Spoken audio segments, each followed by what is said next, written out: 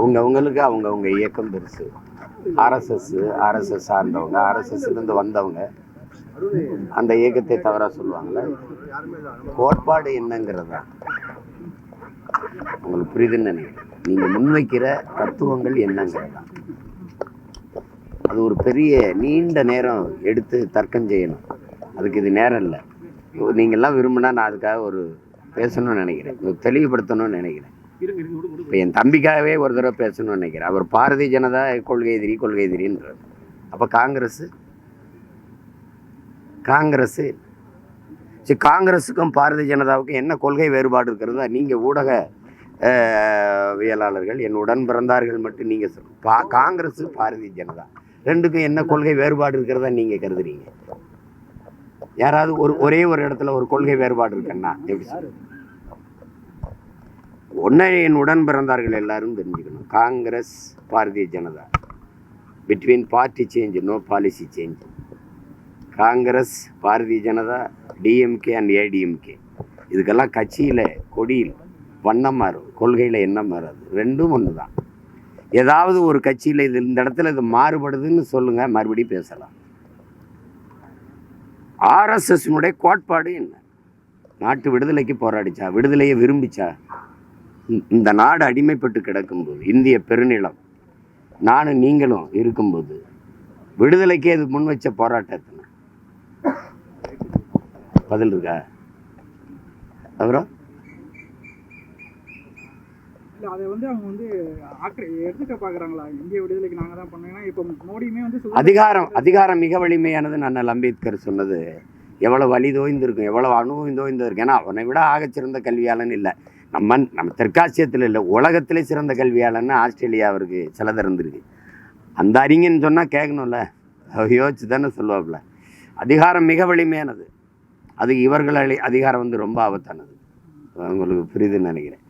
அதனால் அவங்க சொல்லுவாங்க, இந்த மாதிரி நாட்டு மக்களின் நன்மை கருதி என்ன இருக்குது, தரகு பெரும் முதலாளிகளின் தரகு வேலை பார்க்கறது தவிர இந்த நாடும் இந்த அதிகாரங்களும் செஞ்சது எதையாவது ஒன்று சொல்லுங்கள். தனி முதலாளிகளின் வளர்ச்சியை நாட்டின் வளர்ச்சின்னு கட்டமைக்குதா இல்லையா? கொஞ்சம் இருங்க. அரசுக்கென்று ஏதாவது வச்சிருக்குன்னு சொல்லுங்க. இராணுவத்தையாவது வச்சிருக்கா சொல்லுங்க. அப்புறம் என்ன அதை பேசினார்?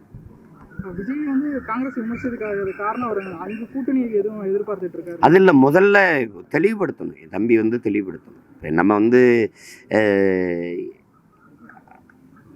பாரதிய ஜனதா என் கொள்கை எதிரிங்கிறாரு.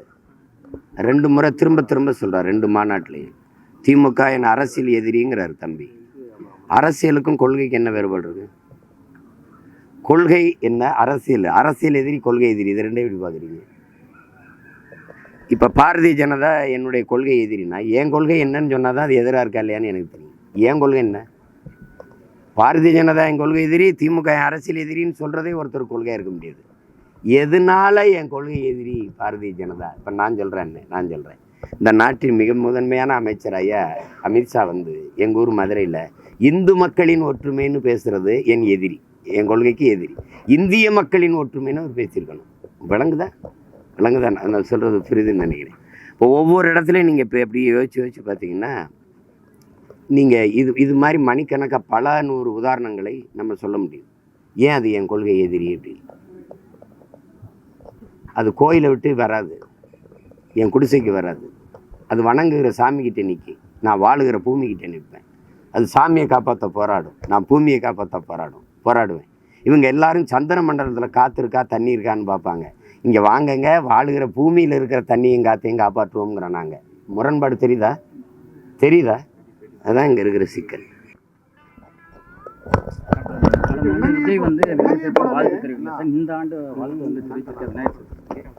அது தம்பியுடைய விருப்பம். ஏன்னா இப்போ ஐயா ஸ்டாலின் தெரிவிக்கலைங்கிறீங்க, அது அவருடைய விருப்பம்.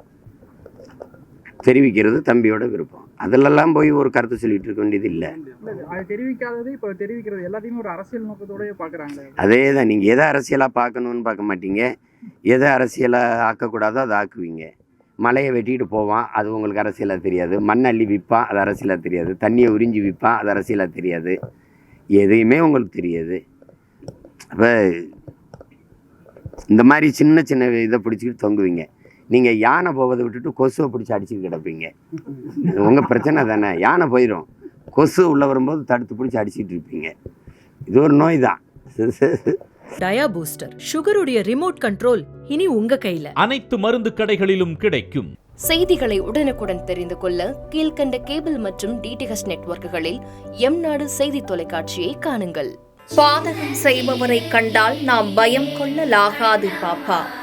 மோதி மிதித்து விடு பாப்பா, அவர் முகத்தில் உமிழ்ந்து விடு பாப்பா. அண்மை செய்திகளை உடனுக்குடன் தெரிந்து கொள்ள இணைந்திருங்கள் எம்நாடு தொலைக்காட்சியுடன்.